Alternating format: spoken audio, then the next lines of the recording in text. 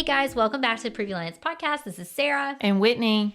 So today's topic, a little more heavy, but Whitney has shared in our past videos and podcasts that grief has been an unfortunate part of your journey. It's been a big theme. How many months?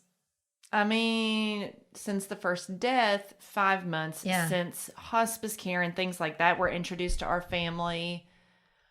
That was August, so we're looking at about 7 months. Yeah. I was going to say, and then even before that, ongoing. It's almost been like a year of just knowing things were coming. Oh, yeah. To some extent than others. So yeah, it brought up a good question of how do you grieve while still being a mom? Mm-hmm. And how, because I do have my older daughter who is 6 now, but she was 5 when all of this was happening. Yeah. How do you explain grief and death to a 5-year-old in a way they can semi-comprehend it, but you're not traumatizing them or making them fearful of things? Right. And I do not call myself an expert in grief education for children. I'm a mom winging it. Right. Now, it's ironic because grief has actually been one of the areas of therapy that I have almost found a niche. Mm-hmm. And part of that comes from being in labor and delivery for as long as I was and having to help moms grieve the loss of a child, whether it was miscarriage, a stillbirth, neonatal loss. I had a friend whose boys had a rare genetic disorder and they died just a couple of weeks after they turned a year old. So things of that nature. So it's weird how grief was already almost there, like from a clinical and professional standpoint. And then 2022 was like, oh, hold my cup. I got you. Yeah. I got you. We're really going to put you to the test here. So that being said, as a therapist, I had my own therapist that I saw regularly-ish. I want to say maybe about once every 2 to 3 weeks, give or take a little bit.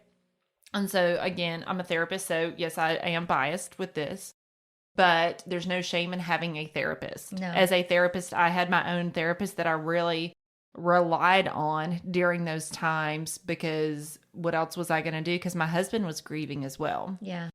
So I guess we'll start from the beginning of it all, which was almost a year ago. It was either last April or May, where several years ago, my dad had been diagnosed with prostate cancer.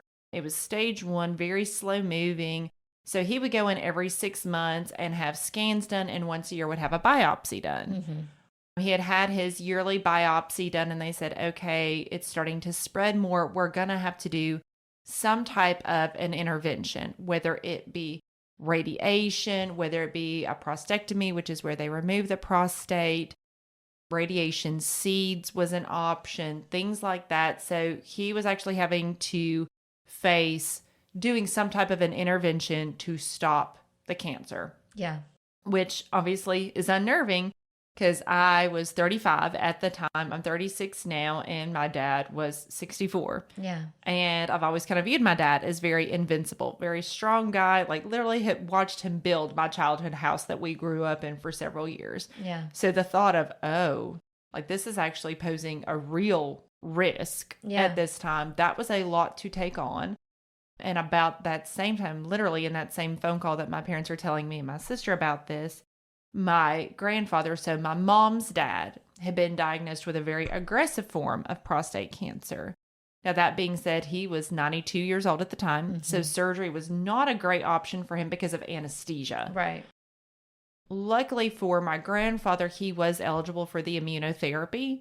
So it was a shot that they would give him about every 2 to 3 months. And essentially the goal of that was to stop the growth or the spread of the cancer. Mm-hmm. And at 92 years old, that's really our best case scenario. Right. And so with that, I was like, okay, well, that's not terrible. But again, keeping into perspective, he's 92. Yeah. And so I thought, okay, well, we've got about a year left with Poppy. That was kind of my mentality, was it would be this spring. So this current time frame. And years ago, I don't even remember how long ago it was, my husband's stepdad, whom my youngest daughter is actually named after, he was diagnosed with Parkinson's several years ago. We're talking like very much pre-COVID. I mean, probably 7 or 8 years ago, he got diagnosed with Parkinson's. Well, around, I want to say it was maybe June of last year, we went and visited them, and I started noticing his tremors. were a lot more severe, a lot more noticeable. And I thought, okay, well, his Parkinson's is really starting to advance at this time. And we actually went out to eat for his birthday in late July, and he was starting to use a cane. And I thought, okay, like, we can see this decline, but mentally, like, he was still there. And you think, okay, he's in his late 70s using a cane, but this probably is not imminent. Again, in my head, I thought we got a couple of years. Yeah. So mind you, we have, like, my dad's advancing diagnosis, a pretty significant diagnosis for my grandfather, and then seeing my father-in-law's Parkinson's advance. We're having a lot of anticipatory grief with this. So in August of 2022, my husband's stepdad was placed into hospice care, not because they thought his death was imminent, but so my mother-in-law could have more resources. Because, and this goes back to my case management days, hospice care covers equipment. You don't have to pay out of pocket for that Hospice stuff. covers a lot more than traditional home health. Home health. And that was the purpose of it. That's why the neurologist was like, we're writing for hospice, but keep in mind, we don't believe that he has a 6-month prognosis. It's just unfortunate that you have to kind play of these games to work the system. But at the same time, people like him need it. I mean, yes. Well, and it's appropriate. Yeah, I'm just going to say that he was also a veteran. So I'm like, he has given so much. Like, yes, let's do what we got to do, kind of thing. So about the time, though, that he was placed into hospice, my mom started noticing that my grandfather started just seeming to get weaker, being very clumsy, falling frequently. Now, mind you, he also had really poor vision. His vision has been getting worse for many, many years. We've known that for quite some time. So we were like, is this a vision issue? What's up with this? Okay, so literally the same day that my dad went in for his surgery for his prostate cancer, my aunt took my grandfather to the doctor because back in the spring he had shingles, and they just kept thinking, oh, they're getting infected. Finally got around to getting referred to a dermatologist. Don't ask me why it took that long. I don't know.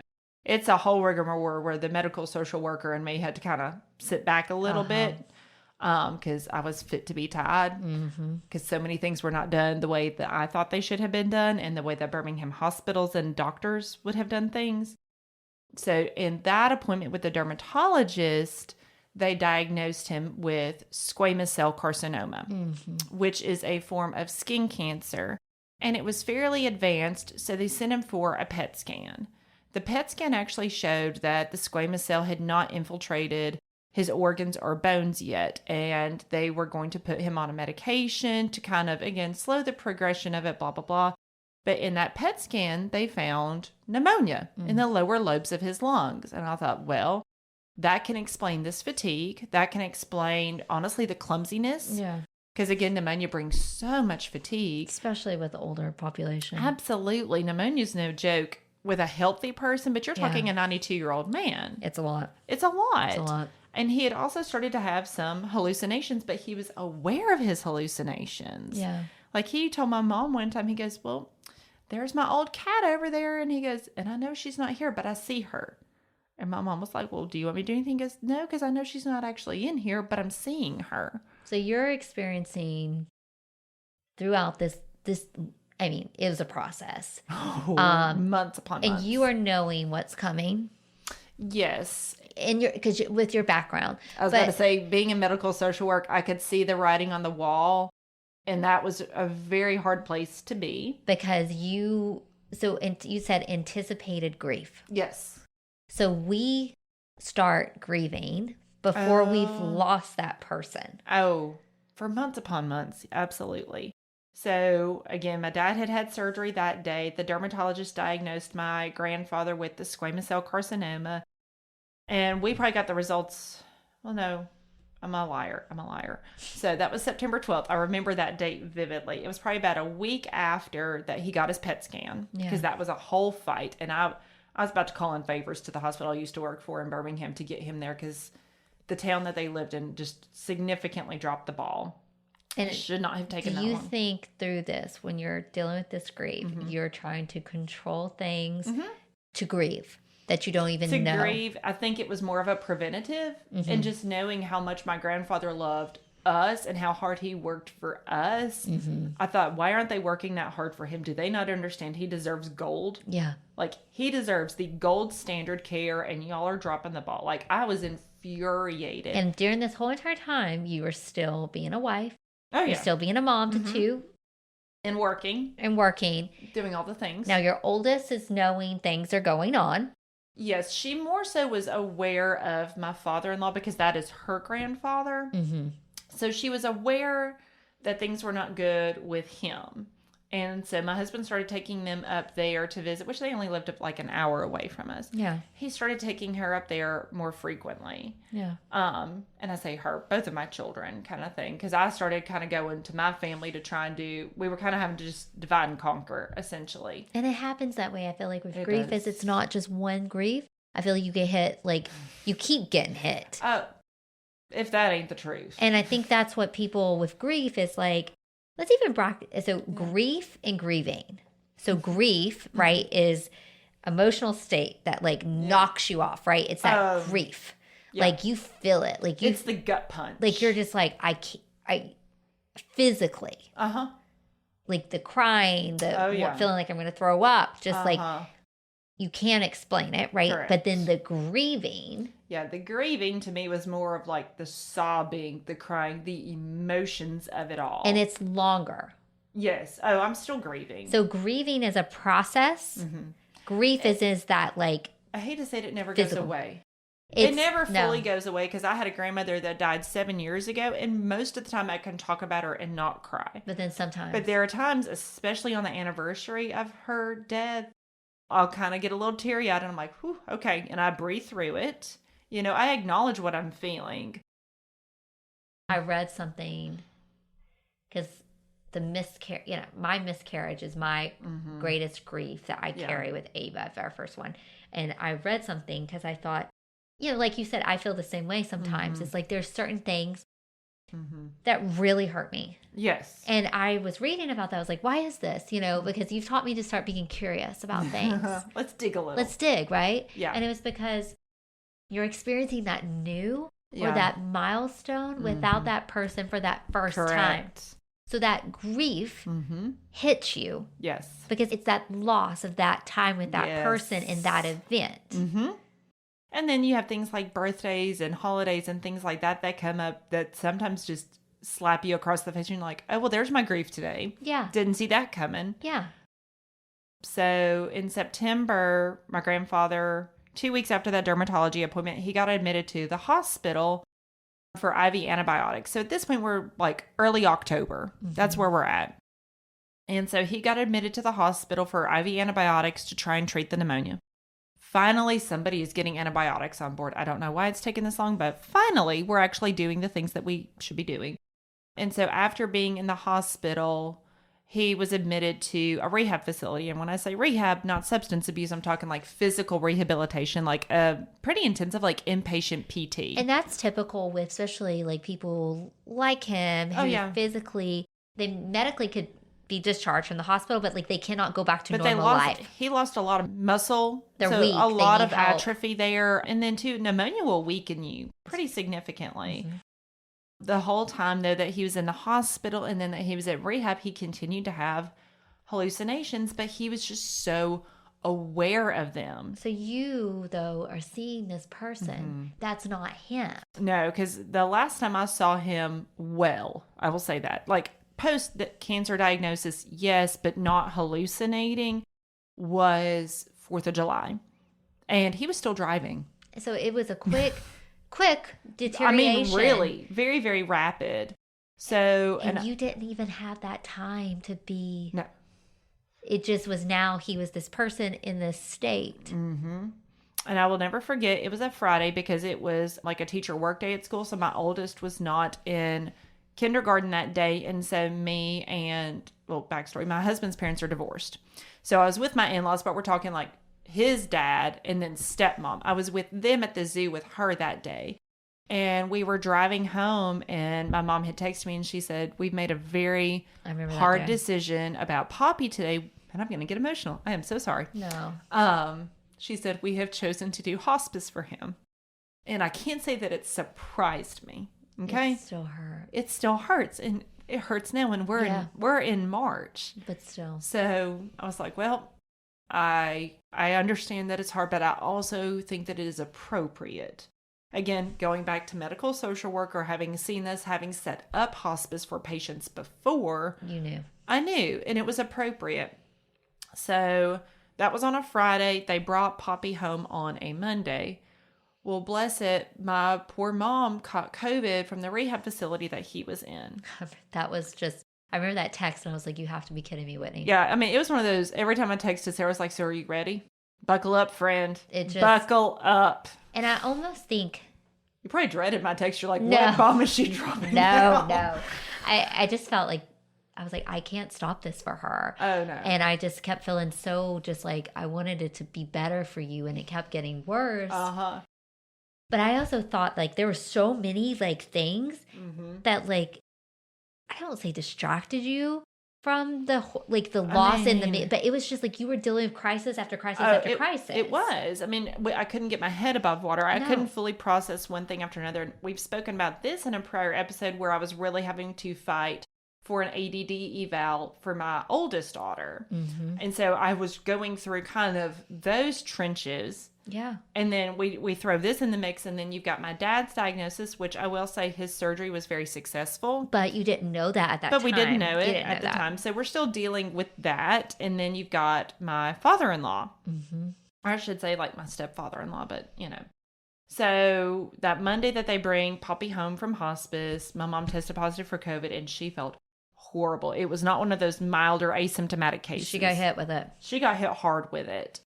And then, of course, a few days later, my dad gets it because how do you avoid that? You can't, yeah. You can't. My dad had been at the rehab facility too, so we can say that he caught it from my mom, but he could have gotten it at the rehab facility as well. Yeah. And so Poppy was home on hospice on a Monday. And so my mom, because y'all are going to think my family's bananas over here. So her sister, my aunt, had a kidney transplant about 2 years ago. So she's super immunocompromised. So even though the CDC had changed quarantine guidelines, my mom stuck to the 10 days because of my aunt. So, I mean, and I get it. Like, mom did what she thought was the right thing to do for everybody. And that's all you can do with what you've got in that moment. And so that Sunday, October 16th, is when I went with my girls to go see him, knowing that he was not responsive and knowing, okay, this is the last time I'm going to see him alive. So how did you do that as Whitney? And then you're doing that as mom? So with my oldest, I told her, I said, baby, Poppy is not going to be like you know him. I said, he's going to be in what I told her was a doctor bed. For some reason, that just stuck with her better than a hospital bed. And I was like, he's not going to be able to play with you. He's not going to be able to talk to you. Like, he's not doing well. And I told her that he had a sickness and he had gone to the doctors, but the medicine just wasn't strong enough.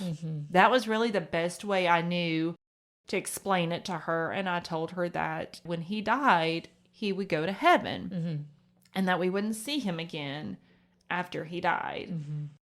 So as best I thought I could explain death to a 5-year-old without being traumatic about it. Which everything I've read about is to just be honest. Oh, yeah. And don't, they get it to a point.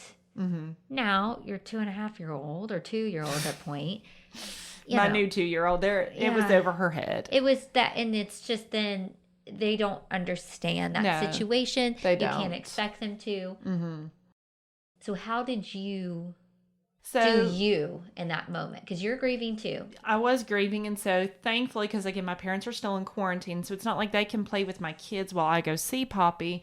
My sister came down. And so she played with the girls while I went and saw Poppy. Had your moment. Yes, did what I needed to do with him. And then, bless it, my oldest, she's so empathetic.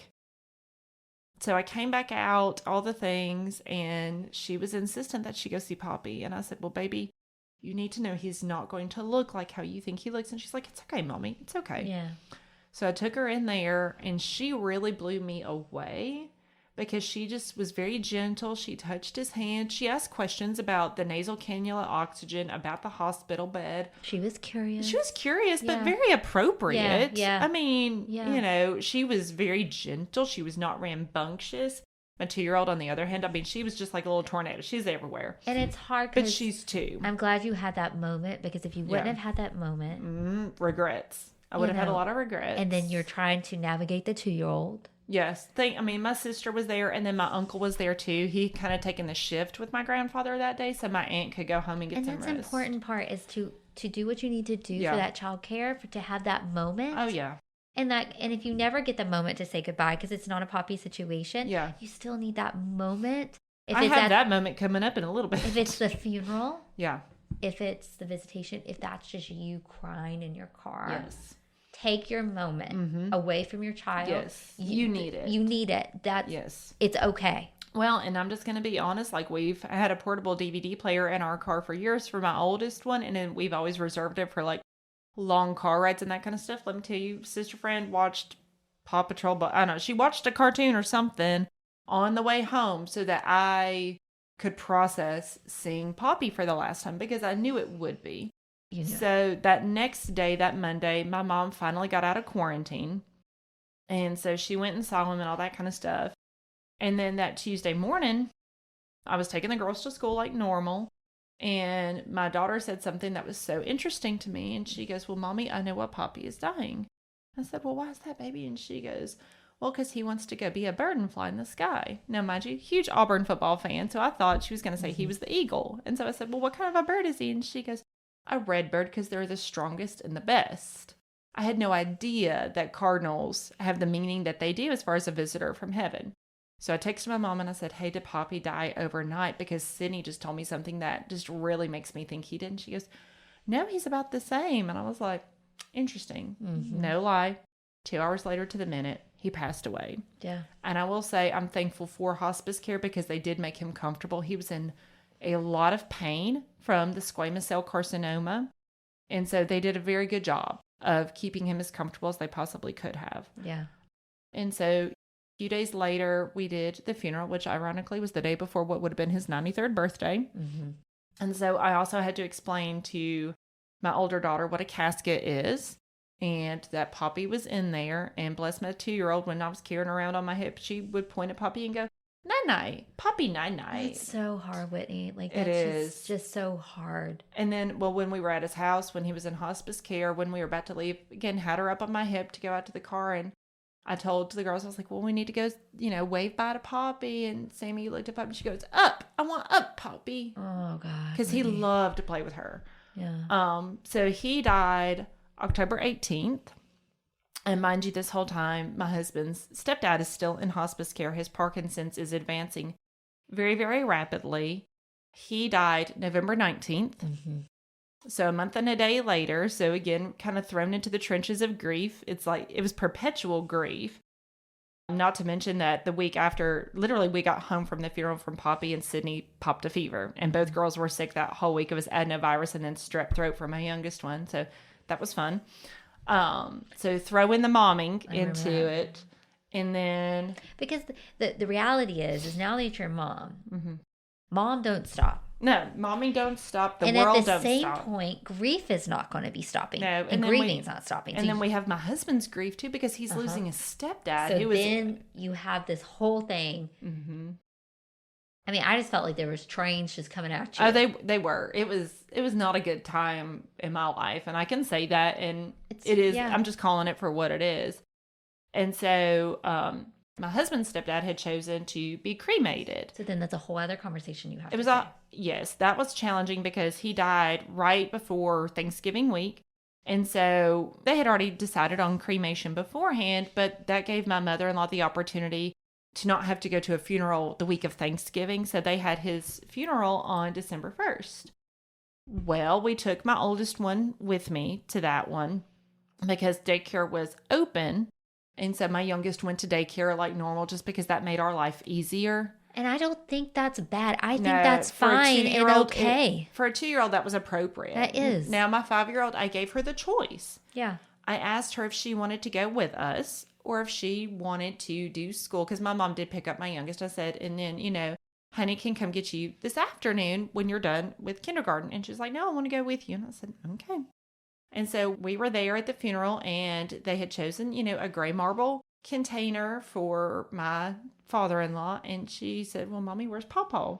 And I said, well, you see that gray box over there? And she goes, yes. And I said, that's where it is. And she goes, no, Mommy, he's too tall for that. And I'm like, see. Accurate, yes. I can't. It's like one of those things you have to like explain, but you're like, how do I explain? And I'm just going to be real. I just said, well, that's a good point. And I just went on because I was not about to have a conversation with my 5-year-old about cremation and that process. But it's like those things that like you don't think you're going to have to answer while you're grieving at a funeral. But when you're a mom. Yeah. Nobody told me I was going to have that conversation with a 5-year-old that's very curious and very aware of things going on in life. I mean, that's hard to explain if that's not someone that they know and love and you know and love. Correct. And then here it is in that moment. Mm-hmm. And so then that following Saturday, December 3rd, we went up to my other grandfather, so my dad's dad. We went up to his house for that side of the family's Thanksgiving.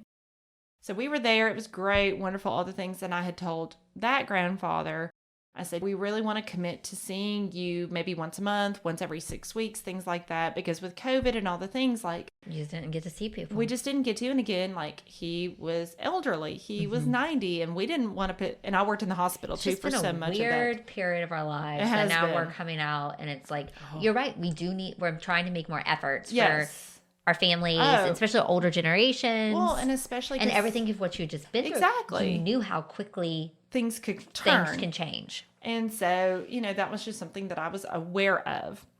And so it was, I'll never forget, it was December 22nd. And I could see my mom calling me on my phone right before I pulled a client back to my office. And I thought, she's just calling me for Christmas Eve plans. So I let it go to voicemail because I was pulling a client back. I was like, I'll call Mom on lunch, not a big deal. And because I do have a Fitbit, she immediately texted me and said, you need to call me. And I was like, oh. And doesn't that just make everybody just sink in like... Oh, I wanted to throw up. But here I am, starting a session with a client. I can't be like, time out. Let me see what this is about. Yeah. So I still have to maintain my professionalism all the while dealing with anxiety because something is wrong. Yeah. Because if it were about Christmas plans, my mom would have just said, hey, give me a call when you get a chance and we'll talk about Christmas. And at this point, you were just like, what else is going to happen? Oh, You knew. Like I knew something was wrong. I didn't know what it was. Yeah. And so even before that hour was up, my mom called me back again. And now I'm really starting to panic and I'm trying to hide it from my client. Because you're still doing your job. Yeah, I'm still in a session and I'm trying to hide my panic from my client because it's not appropriate for me to put my feelings onto a client. Right. But we have to maintain those ethical boundaries. And so admittedly, I think I wrapped that session up like 5 minutes early. And so I called Mom back and she answered and I immediately just said, what's wrong? Mm-hmm. And my other grandfather had died in his sleep. Very unexpectedly. I remember you text me that and I'm like, you have to be kidding. And it was just bizarre because a few days after we had done our Thanksgiving get together, my dad had taken my grandfather to the cardiologist. He was a diet controlled diabetic, not overweight, none of that. He had a heart procedure a few years ago for his atrial fibrillation, but it was well managed. Yeah. Very well managed. And so they took him to the doctor. They adjusted some of his meds for his Lasix, things like that. But overall, the doctor was like, you've got a great heart for a 90-year-old. Like, you're really doing well. This one was very, like, it wasn't the hospital, it wasn't hospice, it wasn't something new coming. This was very unexpected. I thought I had at least a year to 2 years with Pop. Like, his death was semi on my radar because he was 90. But it wasn't to the level of the past two. No. I did not think it was imminent by any means. And you talked about grief and kind of that physical reaction. My mom told me that and I just started going, no, this is, nope. Mm-mm. And she goes, I'm so sorry. And I said, no.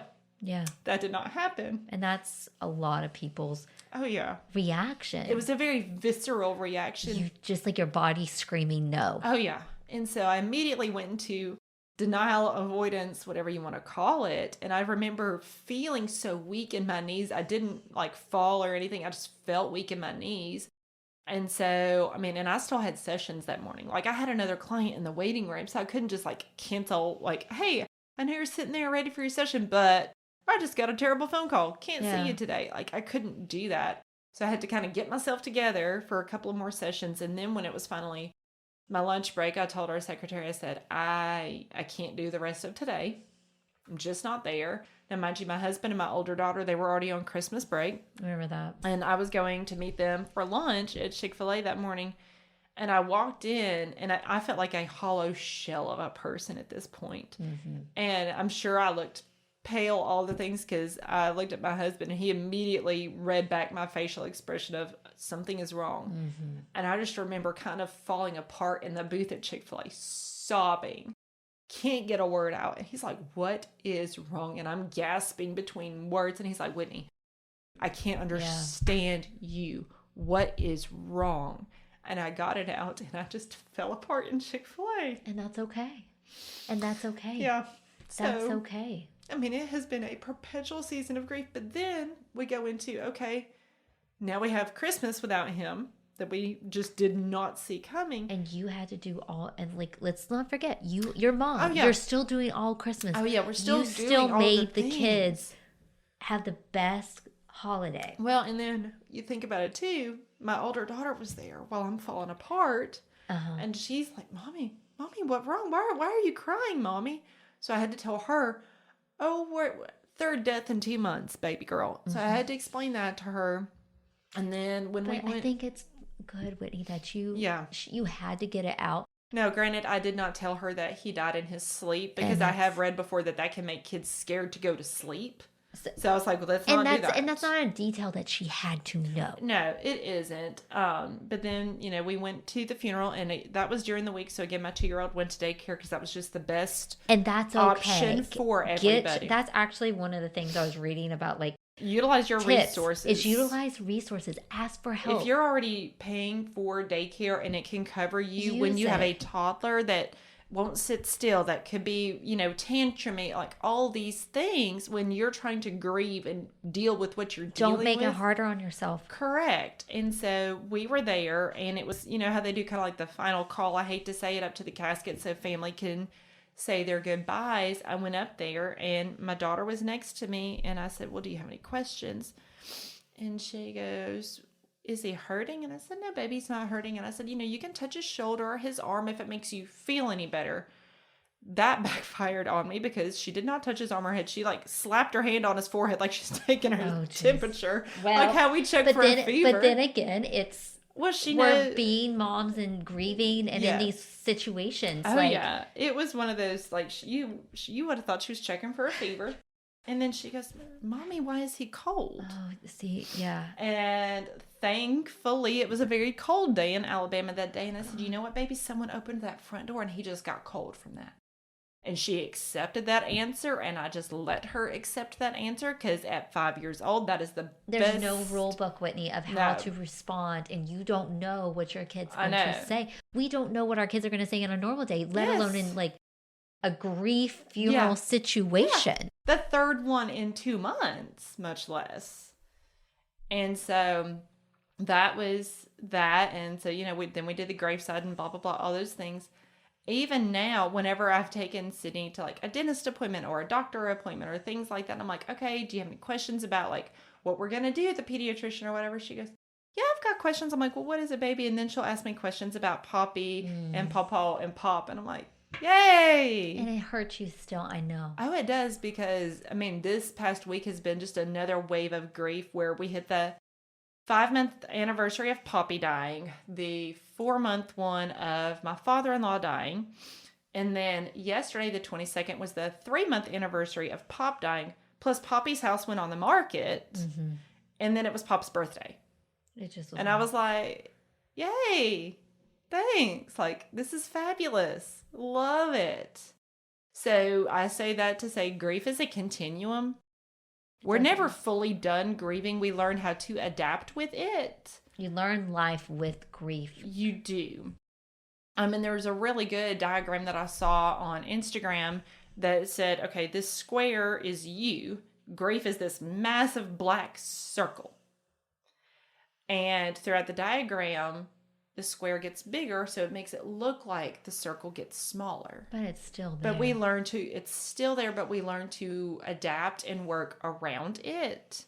And I feel like that's a great depiction of grief.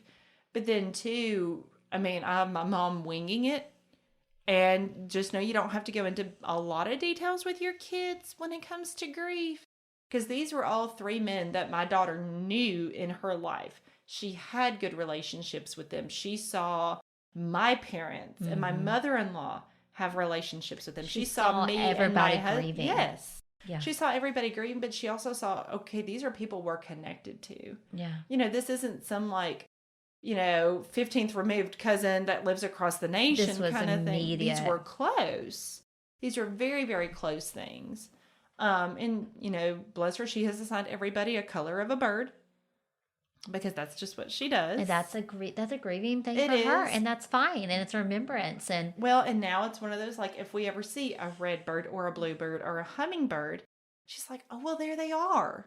So she sees that, and it's something that can bring us comfort too as adults. well, I know, I've always said that Ava shows herself to me. Yes, she's as a butterfly. She's Yes. a yellow butterfly. That's right, And now she sure you have is. your birds. That's right. We have our birds. Well, Whitney, I know it's not easy talking about this, and No. I think it's important because I think we all, that's something no one's going to get away from grief. And nobody's immune from life. So, I say that to my clients a lot. I'm like, nobody is immune from life. We can't bubble ourselves from life. So cut yourself slack when life does hit you and you find yourself crying. You find yourself angry. You short-tempered. You find yourself questioning the whys of it all. I would be lying if I said I hadn't questioned, well, why did Pop have to die within 2 months and a month of these other deaths? That seems unnecessary. I'll work through your emotions. As Whitney said, she's open. She has a therapist. Yeah. She works through it. Oh, yeah. Support system, good friends. Yeah. And again, the biggest thing is there's no rule book. There's no right or wrong. When you're mommy and in grief, Yeah. you're just going to have to go through it. Yeah. And like I said, I was winging it. And we all are, especially when you have kids that young. It's so hard. Yeah. So mamas, do the best that you can. Well, I may be And you're biased, not alone. but Again, not alone. I think you are an example to all, and your vulnerability will help. Thank you. It will help. So, and here's one thing: if you do seek out a therapist for your grief journey, ask them about the empty chair modality. It's a fabulous modality for grief. Tell the listeners. Let's leave on that tip. Okay. Give them that. So empty chair is when you are in the office with your therapist and there's a chair that nobody's actually in, but you visualize your loved one there and you just tell them everything that is on your heart and on your mind I love that. with no boundaries. I love that.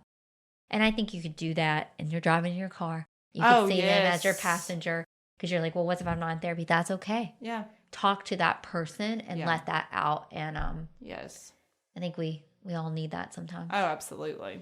Well, thank you, Whitney. You're welcome. I think you're incredible. I hate you went through it, but you're going to help a lot of Maybe women. we're on the other side of it. Fingers crossed. Knock on wood. I was about to say it. I hope I didn't jinx us. No, you haven't. Okay, guys, we will be back next week. All right. See ya. Maternal mental health is as important as physical health. The Previa Alliance podcast was created for and by moms dealing with postpartum depression in all its variables, like anxiety, anger, and even apathy. Hosted by CEO, founder Sarah Parkhurst, and licensed clinical social worker Whitney Gay, each episode focuses on specific issues relevant to pregnancy and postpartum. Join us and hear how other moms have overcome mental health challenges, as well as access tips and suggestions on dealing with your own challenges as moms. You can also browse our podcast library and listen to previous episodes at any time. Please know you're not alone on this journey. We're here to help.